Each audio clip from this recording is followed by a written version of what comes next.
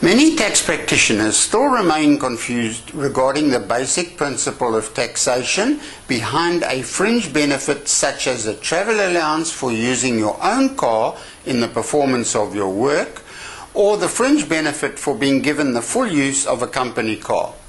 In both cases, an amount is added to your income, but you may qualify for a claim on your assessment according to the mileage you did on legitimate business for your employer. SARS fully expects your total mileage figure to be made up of business distance and private distance, and SARS says you should only wind up paying tax on the portion of the fringe benefit amount apportioned as private distance. Let's face it, if you're given the full use of a company car or receive a travel allowance and you do all of your mileage on business for your employer, then it is unfair that you should be taxed on this. Likewise, if all your mileage is done privately, then you should pay tax on all of the fringe benefit amount or travel allowance.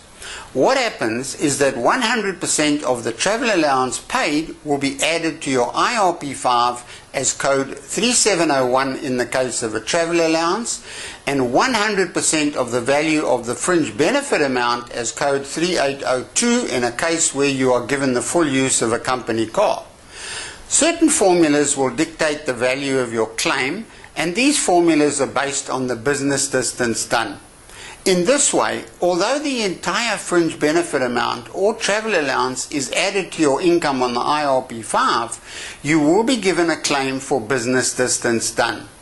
If, for example, you were given the full use of a company car and you did half your total mileage as business distance, then your claim would be half the total amount of the code 3802 fringe benefit amount added to your income on your IRP5. In this way, you will only wind up being taxed on the portion of the fringe benefit attributed to private mileage. In the case where you received the travel allowance for using your own car, SARS's cents per kilometre tables will adjust your claim depending on your business and private distance done. Now, it would be unfair to tax you on the full fringe benefit or full travel allowance amount at salary source, as SARS realizes that part of your day-to-day mileage will be on business for your employer. Why should you wait for your ITR 12 assessment to get these taxes levied at salary source for business distance refunded? SARS says their stats show that, on average, taxpayers in these situations tend to do about 80% of their total mileage as private mileage. So SARS allows your employer to tax you on 80% of the value of the fringe benefit at salary source. This may even be reduced to 20% under certain circumstances, but any difference in private and business distance done during the year will be sorted out on the assessment. The important thing to remember is that 100% of the value of the fringe benefit or travel allowance will appear on the IRP5 and will be added to your total income.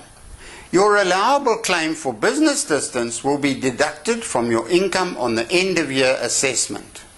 It is basically the same principle of taxation as when your employer pays you an allowance to cover allowable work-related expenses you incur in the course of your duties.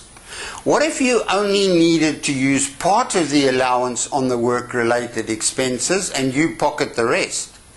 Well, the full amount of the allowance you were paid will appear on your IRP5 and will be added to your income for tax. You would claim as a deduction on your assessment the portion of the full allowance that you actually did spend on work-related expenses.